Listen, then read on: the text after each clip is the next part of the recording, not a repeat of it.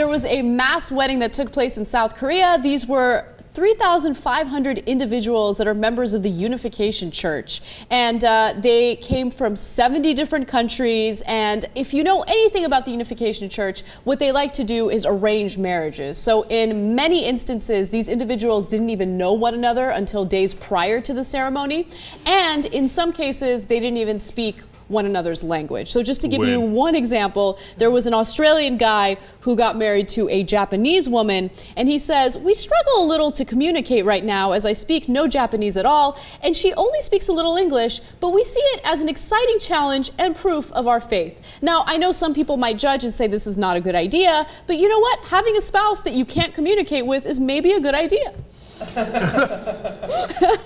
I think that in a marriage you're going to need communication. On the other hand, maybe if you don't have any communication, it works out better. See, right? You could potentially be real soulmates. Married in South Korea.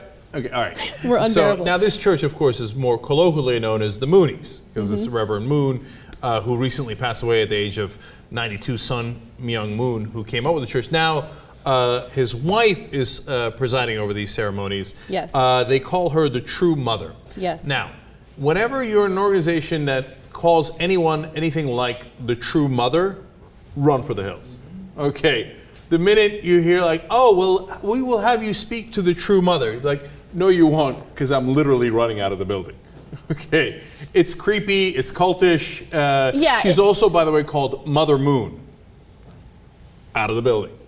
Hey, don't ask questions, just leave. So, look, there are definitely elements of this religion that raise a few red flags for me. Oh, really? But of course, there are elements of every religion that raise red flags for me, which is why I don't believe in religion. But the one thing that I will say is I think that the underlying foundation of their religion is not necessarily a bad thing. The reason why they marry people from different countries is because they genuinely believe in unification. They want people to come together, and they see our wars as being, miscommunication. Basically, ironically, they marry people who can't communicate. I know.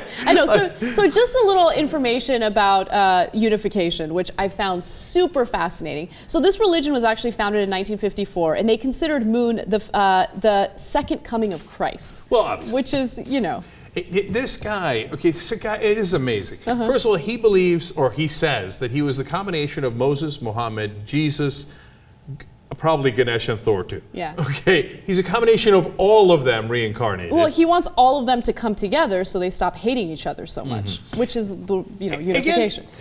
Again, the underlying idea there is pleasant, right? Yeah. By the way, you mentioned that there was an Australian guy married to the Japanese. His parents were also in the church, and one of his parents was Australian, the other one was actually Japanese. So there was a little unification going on there. And 19-year-old Swedish-Italian, in this latest round of marriages, married a guy who was Congolese Brazilian.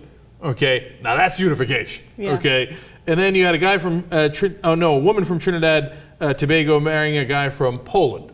Okay, so that's kind of cool. It is kind of cool. And what they're doing is they're almost putting the Tower of Babel back together. God, if you believe in the Bible, and this is one of the stories that I hated so much in the Bible that I stopped believing in religion.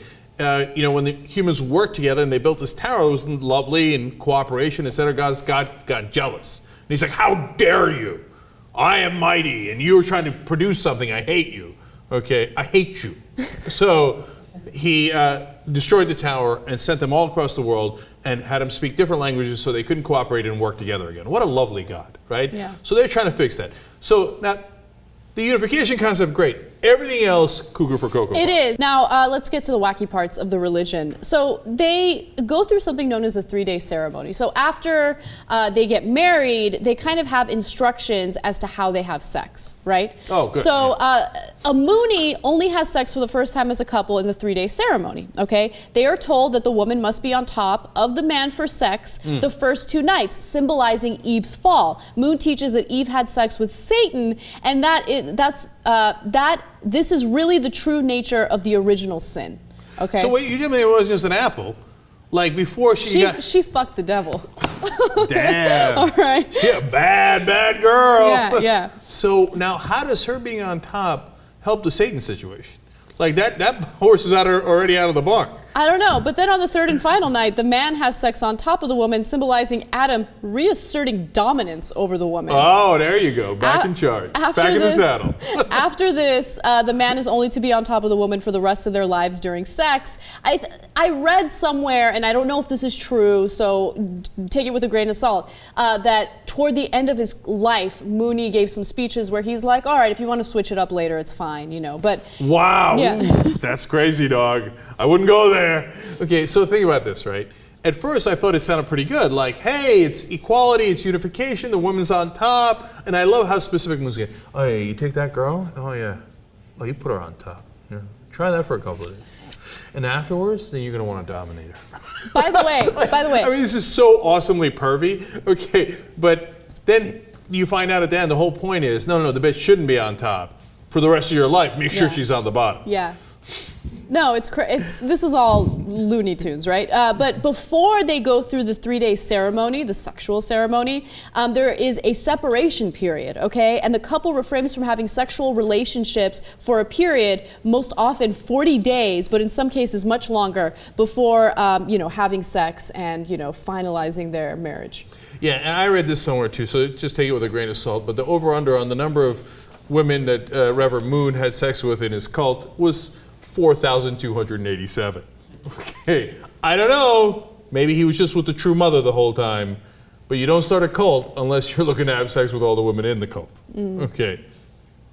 And he did some serious missionary work. Like, he sent missionaries all over the place. Missionary position with Sally, missionary position with Susie, missionary position with Nancy.